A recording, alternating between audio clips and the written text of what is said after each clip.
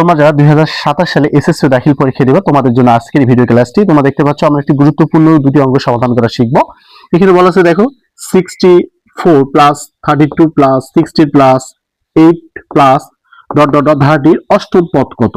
এটা সিলেট বোর্ড 2020 সালে আসছিল। এভাবে ম্যাক্সিমাম ক্ষেত্রে বোর্ডে দেখবা এরকম অঙ্কগুলো এসে থাকে। তো আমরা অঙ্কটি যেভাবে সমাধান করব দেখবে এখানে আমাদের কি সমান্তর ধারা না গুরুত্ব ধারা দেখা যাচ্ছে, এটা গুরুত্ব ধারা। তো গুরুত্ব ধারা প্রথম পদ আমরা a ইকুয়াল টু আমরা 64 লিখতে পারি।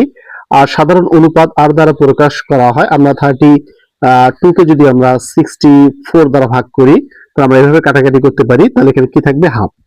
ঠিক আছে, তো ধারাটি অষ্টম পদ আমাদের বের করতে হবে। তাহলে আমরা লিখতে পারি a r to the power 8 minus 1 equal, আমাদের দেখুন এর মানটা বসাই। তো এর মান আছে এখানে 64 গুণন আর এর মান আছে হচ্ছে হাফ। এরপর আমরা পাওয়ার দেবো কত, বাদ দিলে কত 7। তো এখানে আমরা লিখতে পারি 64 ইন্টু 1 ভাগ, তোমরা যদি 2 কে 7 বার গুণ করো তাহলে 128 আসবে। 64 দ্বারা যদি তোমরা 128 কে ভাগ করো তাহলে কি থাকবে, মানে 2 বার যাবে অর্থাৎ 2। তাহলে এখানে লিখতে পারি আমাদের 1 ভাগ 2। আমাদের সঠিক অ্যান্সার হচ্ছে ক নাম্বারটি, অর্থাৎ ধারাটির অষ্টম পদ হচ্ছে হাফ।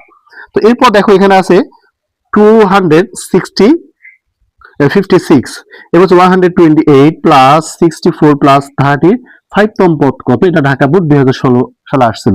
তোমরা যারা এই অঙ্কটি বুঝছো বা তোমাদের কাছে খুবই সহজ মনে হলো, তো অবশ্যই এই অঙ্কটি সমাধান করে কমেন্টে জানিয়ে দিবা যে উত্তরটা কত হবে। তো আজকে এই পর্যন্ত, আল্লাহ হাফেজ।